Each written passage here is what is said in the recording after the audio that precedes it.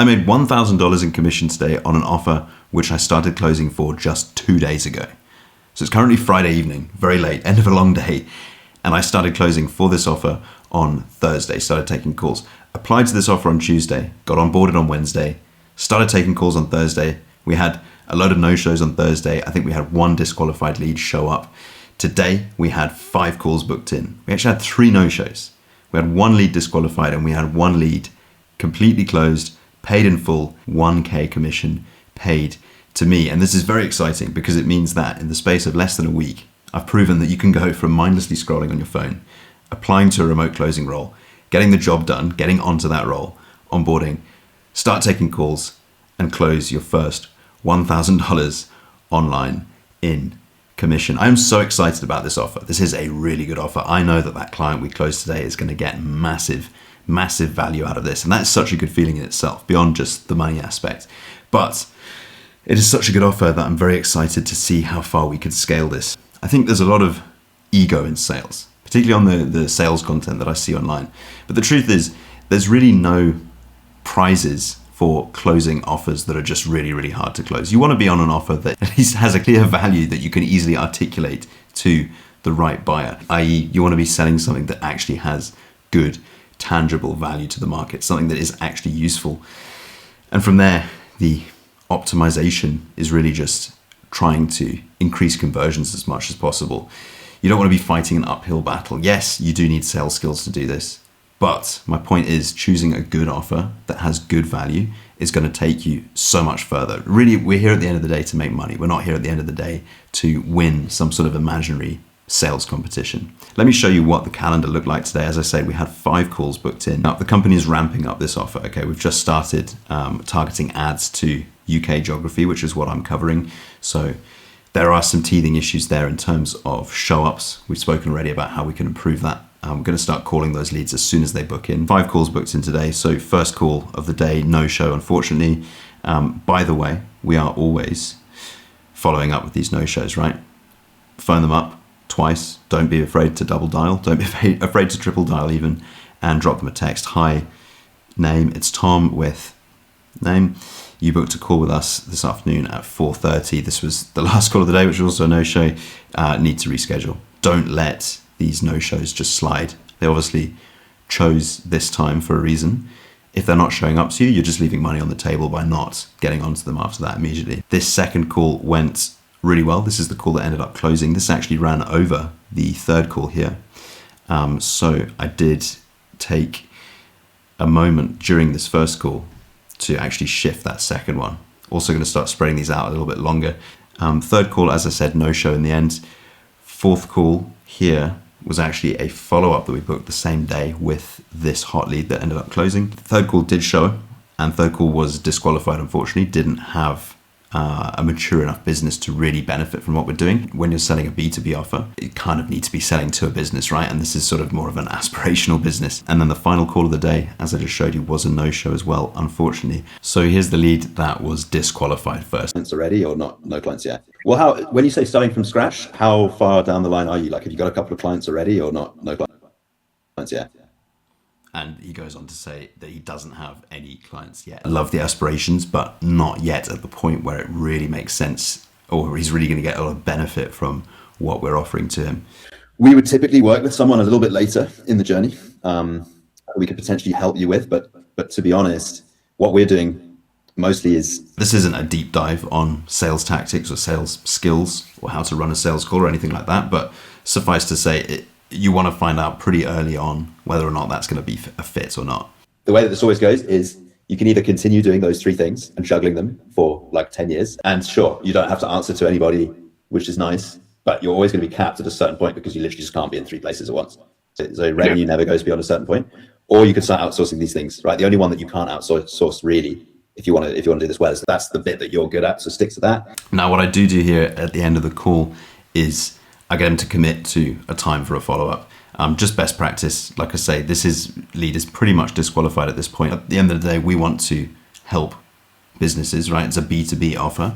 And if there's an opportunity to help there, I don't want to miss out on that.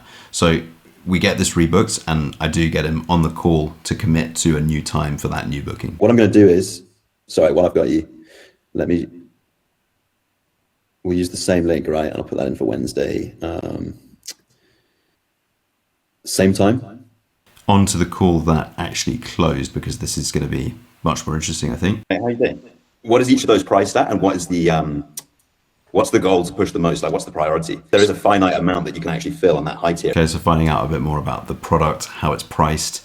This is the client's products, right? Finding out more about their business. I think, I would probably look at that the other way, whereas slow burn is people that don't want to buy immediately, not that we're just assuming everyone doesn't want to buy immediately, right? We probably want to approach that. But just so I understand, where are the clients coming from right now if we're not already getting? Okay, and then also just digging deeper into the business. The discovery is all about finding out as much as you can about the prospect's problems, so that you can come in and solve those problems. If you can come in and solve those problems, obviously. But part of that is also diving into their motivations for wanting to solve the problem, what it is that they actually desire at the end of the day.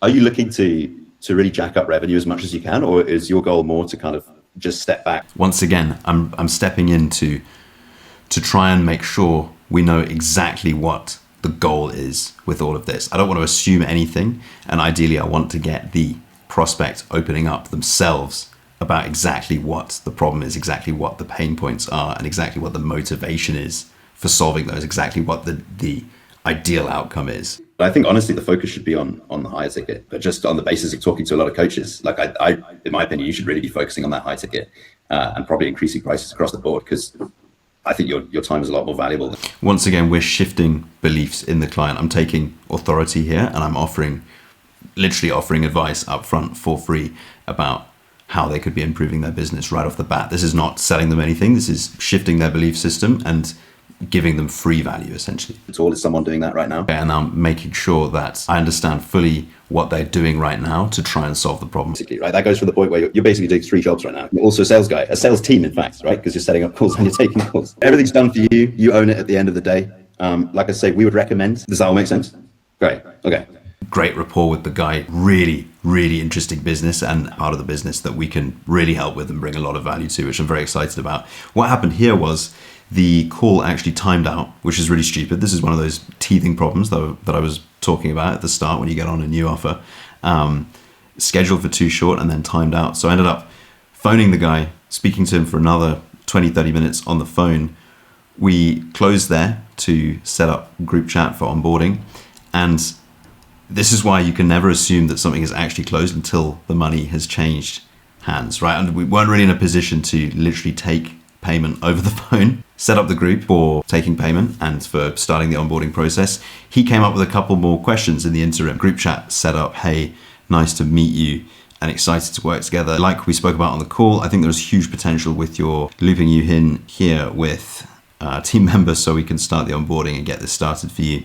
Hey, thanks for this. Couple of last minute questions that came up just while I was thinking this over. I'll send them over at Loom shortly. And I said, no, let's jump on a call and we can just discuss those. Just a couple of purely logistical questions that we covered, got sorted, had a good chat again on the second call, but absolutely fine. Always want to be on a call rather than relying on slow back and forth. We can handle any objections, deal with these last little questions that they have, and then at that point the deal is done. So here we go into the onboarding WhatsApp chat again. Sent the onboarding document and sent the deposit link, and there you go, paid. Perfect, received on our side. So that is done, and that is the first close of this new offer. Like I said, onboarded Wednesday, started taking calls on Thursday. There were 3 calls on Thursday. I think it was 1 disqualified lead, 2 no-shows. Today, 5 calls, 3 no-shows, which is a problem that we're going to solve. 1 disqualified lead, which is also a problem that we're going to solve, and 1 qualified lead, which was a fantastic close, paid in full, 1K commission to me within the space of 1 week. Really pleased, and like I say, so pleased about this offer, keen to keep scaling this one up because it brings such good value to the clients. It pays really good commission and just great people to work with. So very, very happy to be doing this. Hope you found that interesting. Hope you found some value in that. Plenty more to come. Catch you in the next one. Bye.